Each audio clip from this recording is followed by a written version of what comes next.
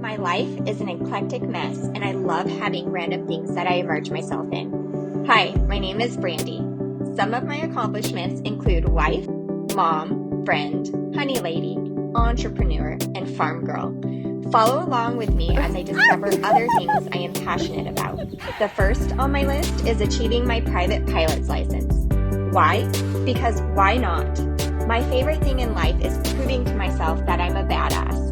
Plus, my husband is a pilot, and we have already managed to take the air coast to coast. In my vlogs, you'll see the journey to discovering more, parts of my real life, and places we travel to. So hit that subscribe button now, and don't forget to like my videos. Vlog 6! How did we get here? It just seems like yesterday I started talking about doing these. I have had so much fun doing them and learning and watching my progress through all these training videos. But last week we did a simulated engine failure. What happens in the event you're in the air and your engine fails? What do you do? We talked about the ABC of that and how we would safely land the plane and checking all the spots that maybe something we can do inside the cabin to fix it and maybe get the engine to start again. So that was last week. This week we are going to be doing under the hood training, and I told you at the end of last video what it was, but if you didn't watch that, under the hood training is not going in the engine of the plane and figuring out the stuff in there and training on that. It's where we wear these safety glasses and they are completely like blacked out everywhere else but in like the bifocal area. So you can only see your instrument panels. And why do we do under the hood training?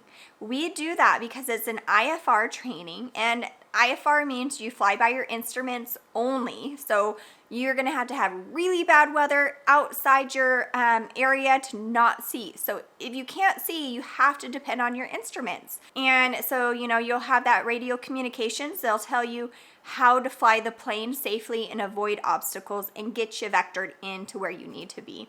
So that is IFR, and we do that. They just teach you a little bit of the basics on your private pilot license.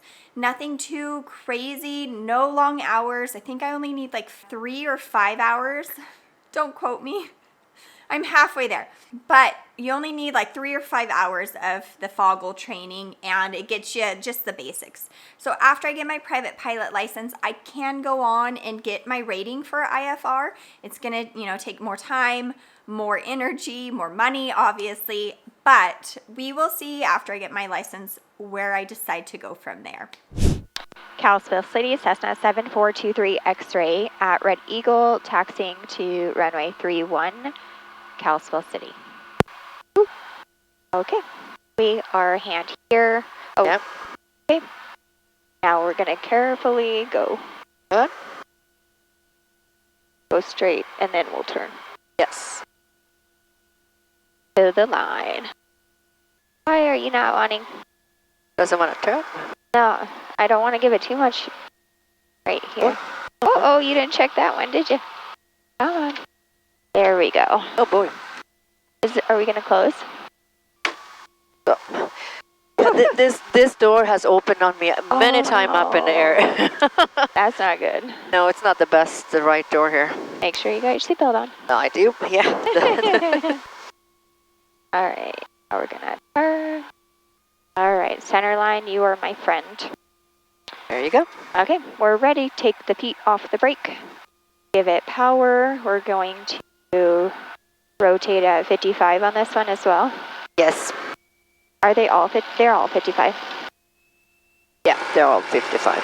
Okay, power is on all the way.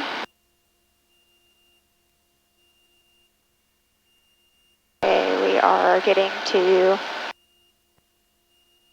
active. We are ready to pull back, rotate.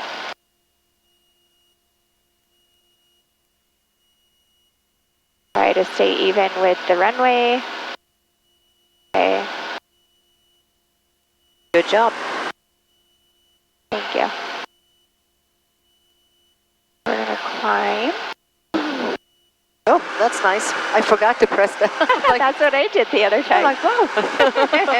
So much nicer now. So did I hear, are we climbing to 4,000? Yeah, climb to 4,000. Okay. So this one, I usually just pick a point straight from the runway and I just aim towards it for my straight path. Yeah, so, and that's good if you see here straight. So if you just go straight, you're gonna be good with the airspace here, right? Because it's over there. I'm going to that little dip in that All right, perfect. mountain.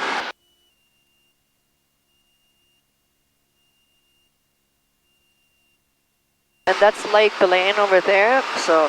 Okay. And we're almost cleared from there. Oops.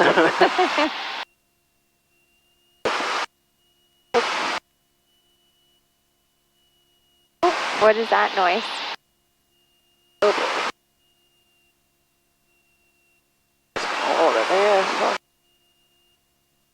The reason I'm holding the hand here now is because just in case we overspeed it, this is kind of like when you're flying in the mountains over there, you really have to hold the hand on the whole time, because sometimes the speed, we have a little bit of, it's like a little bit of wind shear here, so we're getting up and down a little bit. We're getting all the turbulence from the mountain here. And then sometimes the speed can just like jump up. So then to not overspeed it, then you kind of just have to pull down. And there you go. We're gonna go down a little bit here. To get out of that, Yeah, so now we're gonna start going down to 4,000 there. There we are, 4,000. I visualize that wind shear in my head from my video. Those are pretty much the, the big, the thing around the glacier airspace that you need to know about. Right. All right, so now I'm gonna take control and I'm gonna put you under hood here. Skyrange Aero Traffic Cessna 23 X-ray over the VOR 4,000 feet maneuvering Skyrange. All right, your controls. Okay, so let's go back to 4,000 feet and keep a heading of 150.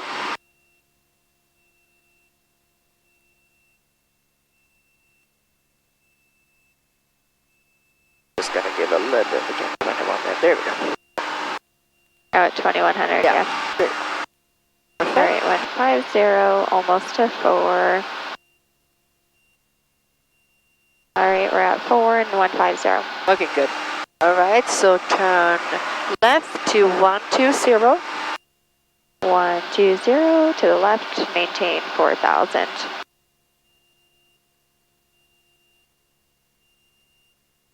We're a little. And then I went over. I failed.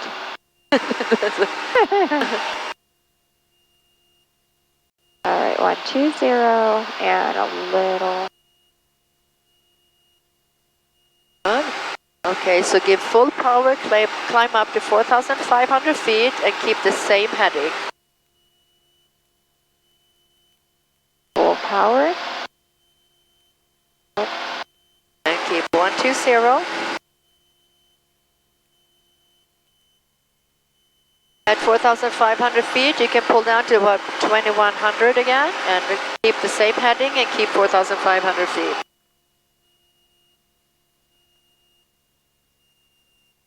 All right, 21, 4,500. And 120.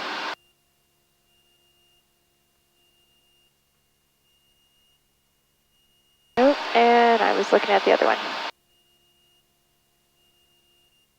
All right, now I want you to do a right turn to 330 and stay on this altitude. And when you're under hood, you only have to do like a 15 degree, like a standard rate bank. You don't have to bank more than that. Okay. Skyrange Aero Traffic, Cessna 23 X-ray. We're over the river by the radio tower, 4,500 feet maneuvering Skyrange.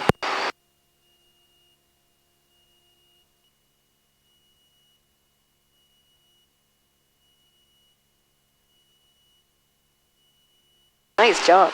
Thank you. Oh, a little too soon. There we go. Okay. There we and go. I can turn in. All right. Turn. Kalispell City, Cessna 23 X-ray, turning for final for 13 Kalispell City. Go. Speed is good, and you can take one set of flaps. There you go. Okay, flaps are there. Awesome. Speed is good, glide path looking good. So now the wind looks good right now, but be prepared, it could switch here, so. Okay.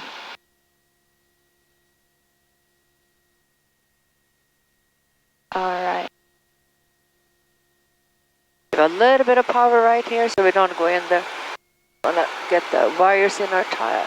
There you go, perfect. Nice, coming down. Start looking in the back here and be patient now. Keep waiting, waiting, waiting. Good job.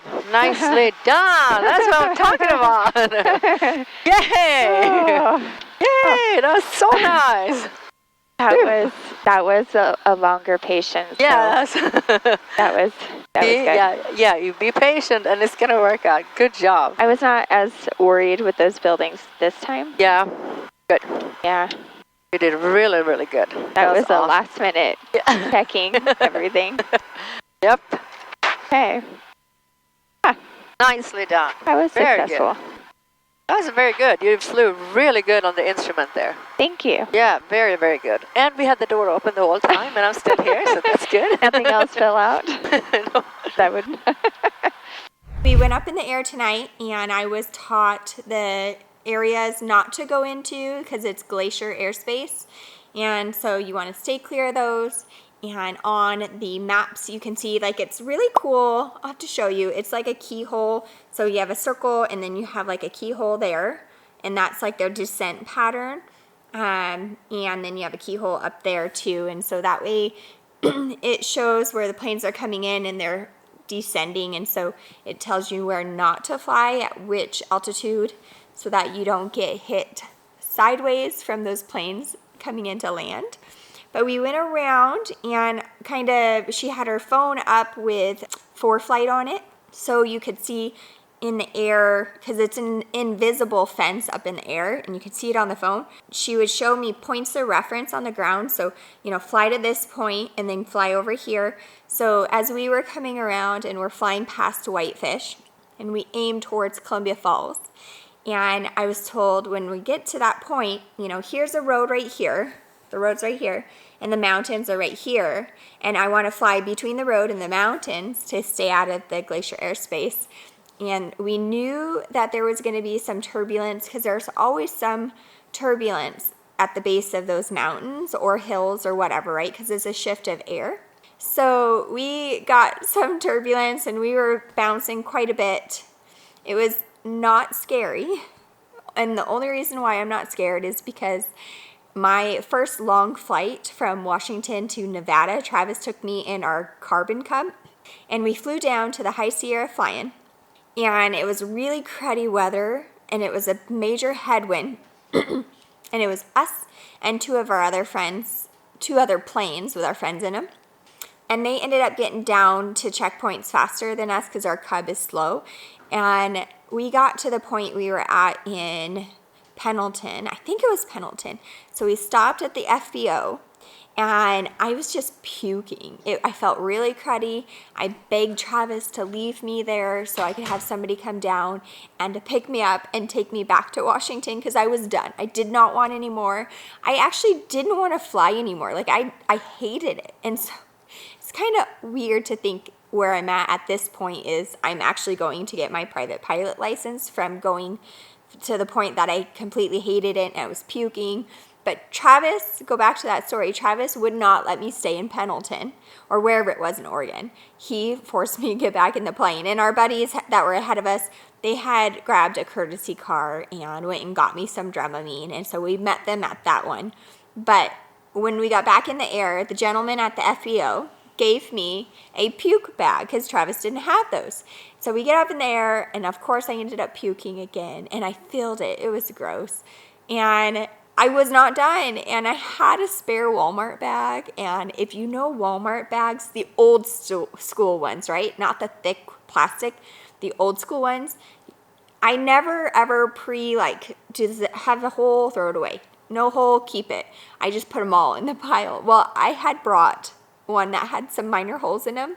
So when I went and puked that time, it kind of spilled out. And so I had to quick think and grab my sweater to hold it in. It was a horrible mess, but it was horrible. So we got to where our friends were. I got the Dramamine in me, and I pretty much was like drugged the rest of the way. And we ended up taking it 2 days because of the weather. It was so horrible. But besides that story, back to tonight, we were in the turbulence, so that didn't affect me. It was kind of, in a way, fun, but like I was telling you, it is best to do these things with your instructor there so you can get help correcting them and understanding how to do it.